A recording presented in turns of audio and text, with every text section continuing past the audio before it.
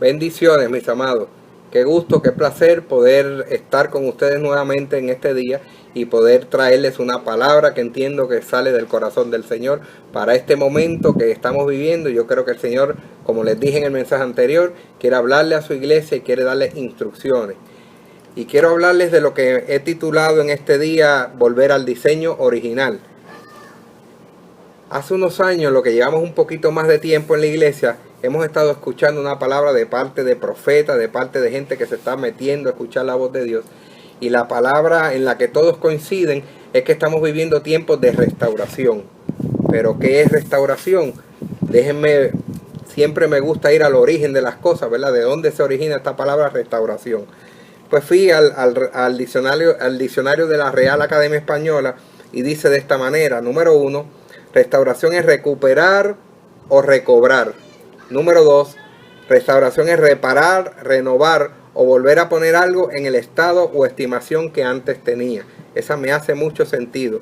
Y esta número 3 me hace todavía más sentido, porque dice que restauración es reparar algo del deterioro que ha sufrido. ¿No te suena interesante? Es reparar algo del deterioro que ha sufrido. Creo que según las cosas, según el Señor las formó, las diseñó, no están exactamente igual, por eso el Señor las quiere restaurar. Pero vamos a hablar un poquito del tema. Para poder restaurar verdaderamente algo o alguien, tendríamos que buscar primero o investigar cómo este algo o alguien fue diseñado originalmente. Si vamos a hablar de ti o de mí, tenemos que ver cuál fue el diseño del Señor original para nosotros, para saber qué tanto el Señor quiere restaurar. Si hablamos de restauración de la iglesia, tenemos que hablar de restaurar ¿a quién? Al hombre o a la mujer. Es a nosotros que el Señor quiere restaurar. Cada vez que oiga que el Señor está restaurando la iglesia, a quien está restaurando es a ti y a mí. ¿Ok? Para esto tenemos que ir ¿a dónde? Al origen. ¿Cuál es el origen? El Génesis, la palabra. El origen en la palabra dice de esta forma, en Génesis 1, 26 al 28. Vamos a buscarlo.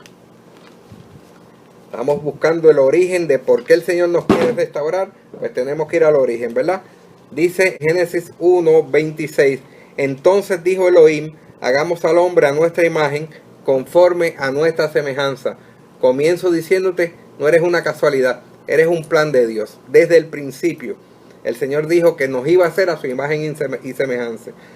Dice también, y que ejerzan dominio sobre los peces del mar, sobre las aves de los cielos, sobre el ganado, sobre toda la tierra y sobre todo reptil que repta sobre la tierra. El 27 dice de esta forma, y creó Elohim al hombre a su imagen, a imagen de Elohim lo creó, varón y hembra los creó. Y el 28 dice de esta forma, luego Elohim los bendijo y les dijo, fructificad y multiplicaos, llenad la tierra y sojuzgadla, dominad sobre los peces del mar y las aves de los cielos y sobre todo ser vivo que se mueve sobre la tierra. Y tú me dirás, Rey, pero eso yo lo he leído 20 veces. Pero yo te voy a decir, calma, ten paciencia que te voy a llevar a donde te quiero llevar. Ese fue el origen. Así nos creó el Señor originalmente. Así el Señor creó a Adán, que fue el primer hombre puesto sobre la tierra. Pero lo hizo con un diseño específico, con un propósito específico. Ok. ¿Qué saco yo de Génesis 1.28? Al leerlo, saco lo número 1, que fuimos hechos a imagen y a la semejanza de ¿quién? Del Creador. Ese texto me dice a mí también, número 2, que después que nos hizo a su imagen y semejanza, dice que fuimos bendecidos por Él. Él bendijo lo que había creado. O sea, que el Señor bendijo a Adán y nos bendijo a nosotros. Número 3, luego de crearlo, luego de bendecirlo, dice la palabra que se le dio autoridad a Adán. Y número 4, se le dio gobierno. En el diseño original del hombre, y incluyo, cuando digo hombre no estoy hablando de género, incluyo hombre y mujer. En ese diseño original se nos dio estas cosas, se nos dio imagen y semejanza del Señor. O sea, nosotros fuimos hechos a su imagen y semejanza. Fuimos bendecidos por el Señor, se nos dio autoridad y se nos dio gobierno. Cuidado, en este momento necesitamos mucha autoridad y mucho gobierno para las cosas que están sucediendo. Creo firmemente que en este proceso de restauración, el Señor quiere que su máxima creación, el hombre, a su máxima creación le sean devueltas estas características que estuvieron en su diseño original y que fueron quitadas y o deterioradas, como decía la definición, por el pecado y la desobediencia. Estoy convencido de que la única institución sobre la tierra que está capacitada y autorizada para lograr esta labor, ¿cuál labor? La de restauración, es la iglesia del Señor. La iglesia del Señor es la única que está autorizada y capacitada legalmente por el Señor para cumplir este propósito de restauración. Porque es la iglesia comprada con la sangre del Cordero, la que a través de este sacrificio del Cristo tiene la autoridad delegada por Dios para volver todas las cosas a su estado original, incluyendo al hombre. Bien, en Génesis 2:18 vemos que el Señor, el Creador, mirando su creación, mirando al hombre, hace una expresión. Todos la hemos oído tantas veces, se nos habla de esta expresión que hizo el Señor cuando los pastores realizamos boda, cuando realizamos matrimonio, y nos creemos que solamente se refiere a la esposa, pero te la voy a leer primero. El Señor expresó, no es bueno que el hombre esté solo. Sí, se estaba refiriendo a que le iba a crear una compañera, pero ese principio no nace solamente en el principio de crear la esposa, eso era parte de. ¿Sabes por qué no? Te lo voy a decir según mi punto de vista y te lo expongo con toda humildad. El Señor decide hacerle ayuda idónea, pero el Señor también, recordemos que el Señor dice que fuimos hechos a su imagen y semejanza. ¿A imagen y semejanza de quién? Del Dios, del Creador. Y entonces, ¿por qué te digo que fuimos hechos a su imagen y semejanza? Porque Él no estaba solo tampoco.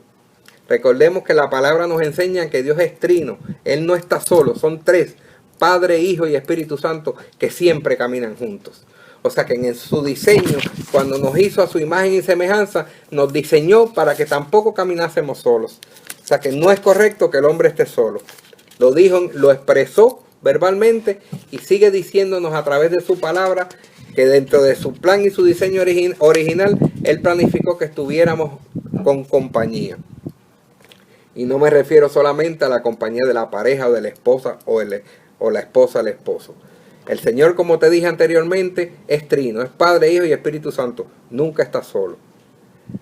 Está en el ADN del Señor, por consiguiente, esa característica de no estar solo, y como puso sus características en nosotros, también está en nuestro ADN. Fuimos diseñados para no estar solos. No nos conviene estar solos.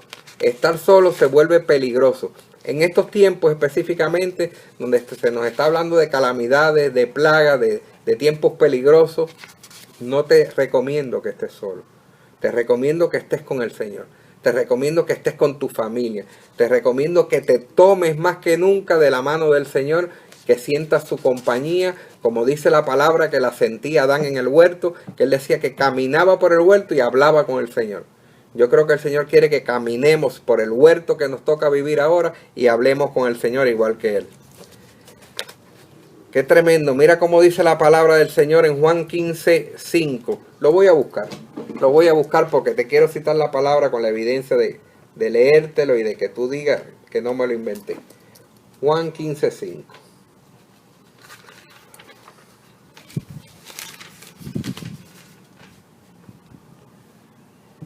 Dice de esta manera: yo soy la vid, vosotros los pámpanos. El que permanece en mí y yo en él, éste lleva mucho fruto, porque separado de mí nada podéis hacer. O sea que fuimos hechos para caminar con compañía, para caminar con el Señor.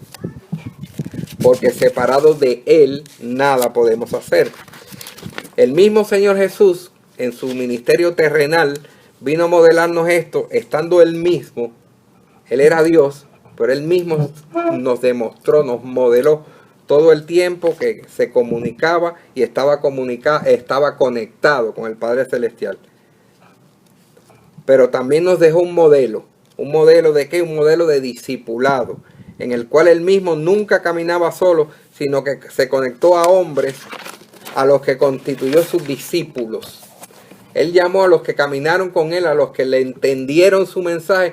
Él los llamó mis discípulos. Siempre vemos a Jesús en las Escrituras acompañado de sus discípulos y vaciándose lo que él era, lo que él cargaba, él lo vaciaba en sus discípulos. O sea, le hacía entender todo lo que su esencia se la transmitía a ellos.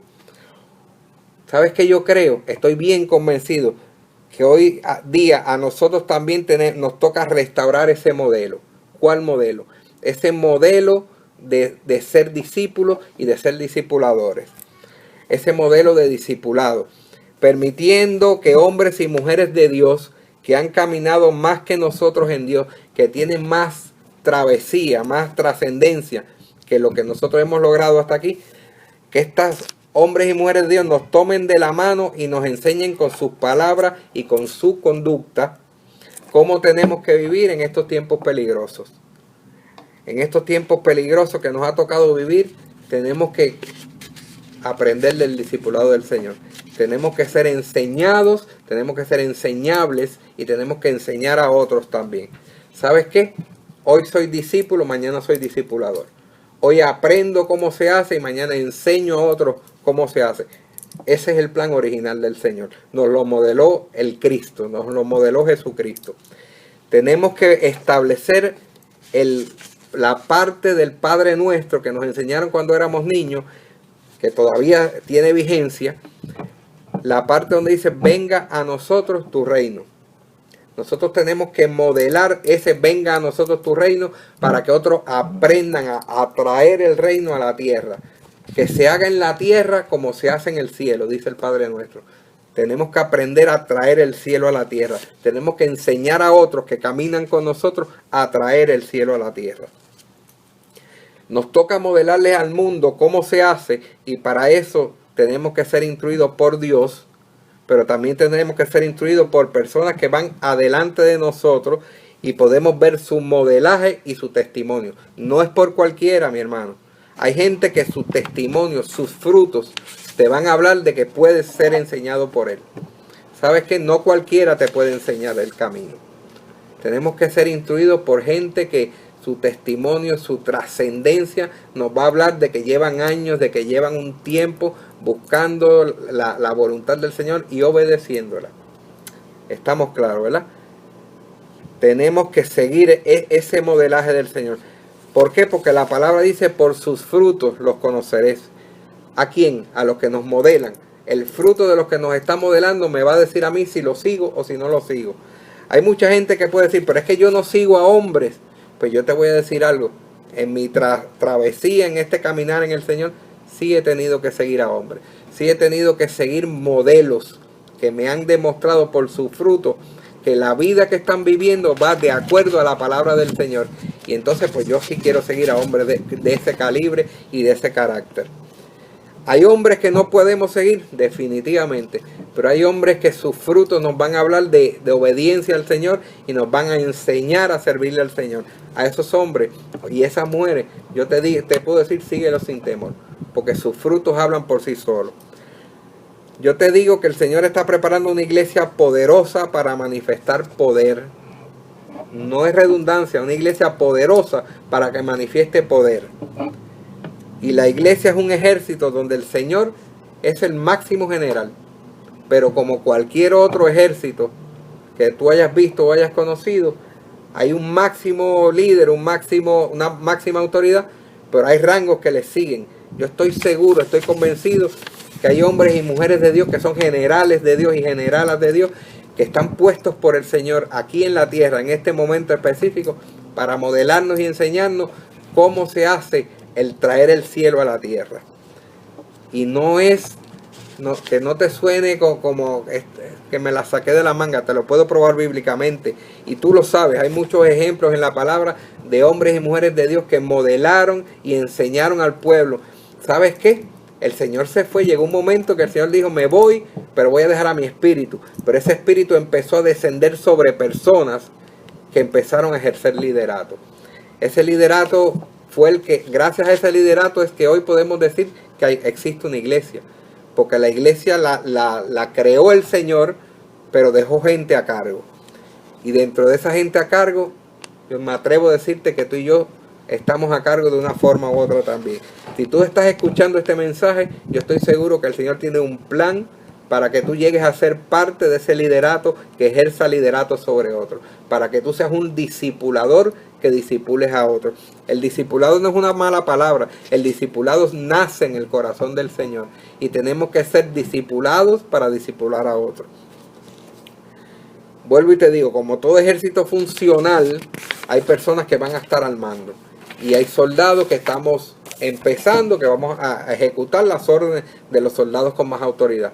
Pero en todo ejército funcional se nos da la autoridad de crecer y de alcanzar rango de autoridad. En la iglesia, en el ejército del Señor, es igual. La palabra establece que hay padres, que hay jóvenes y que hay niños. Pero todos somos importantes en el reino. ¿Dónde estás ahora mismo? ¿Eres niño en el Señor? ¿Ya eres un joven o ya eres un padre? Esa escala de valores tenemos que estudiarla muy bien, porque la meta del Señor es que todos lleguemos a ser padres, que enseñemos jóvenes y que enseñemos a niños. Pero no importa en qué etapa estás hoy, yo te predico y te enseño y te digo que el Señor tiene un ministerio para ti, que quizás no sea un pastor que se sube en un altar, pero si vas a ser un pastor enseñándole a tus hijos, si vas a ser un pastor enseñándole a tus vecinos, si vas a ser un pastor enseñándole a otros cómo se camina en el camino del Señor. Te puedo decir por experiencia propia, como padre natural que soy y padre espiritual también, que el mayor logro de cualquier padre es lograr que sus hijos naturales y sus hijos espirituales alcancen más logros que él mismo. ¿Sabes qué me llena de honra, qué me llena de orgullo a mí? Ver cómo mis hijos naturales están logrando metas, cómo están alcanzando peldaños. Pero ¿sabes qué? Me ha tocado tener hijos espirituales también, personas que a mi lado han crecido, han aprendido y hoy están ejerciendo ministerio. Eso es el mayor logro que cualquier líder, que cualquier padre puede lograr, es ver que sus hijos ministeriales y sus hijos naturales alcancen metas más grandes que él mismo. Mi mayor honra es ver gente alcanzando peldaños más altos de los que yo puedo haber logrado. Mis hijos naturales y mis hijos espirituales. Entonces, ¿qué pasa? Que nos toca volver al diseño original y establecer el reino aquí y ahora. Y como parte de ese establecimiento del reino, nos toca establecer un discipulado, donde seamos discipulados nosotros y podamos discipular a otros. Esto es una pequeña cápsula que te quiero dejar, pero sé que está en el corazón de Dios. Yo sé que tú estás en una iglesia que se te ha enseñado de discipulado y tienes unos pastores que te están enseñando. Te digo algo, yo aprendí con esos hombres y mujeres de Dios que están, ese hombre y esa mujer de Dios que te están enseñando ahí, me enseñaron a mí. Gran parte de lo que yo aprendí en el camino se lo debo a ellos. Y no peco dándole la honra que se merecen como hombre y mujer de Dios que son, porque me enseñaron a crecer en el Señor. Me enseñaron a caminar tomado de la mano del Señor. Hay gente que no quiere seguir a hombres. Hay hombres y mujeres puestos de parte de Dios para enseñarnos a caminar de acuerdo a Él. Y eso es parte de lo que el Señor quiere restaurar. Pero te digo algo, es una parte fundamental, es una base, es un cimiento. Si nos dejamos enseñar por ellos, vamos a crecer y vamos a lograr establecer el reino del Señor aquí y ahora. Dios te bendiga.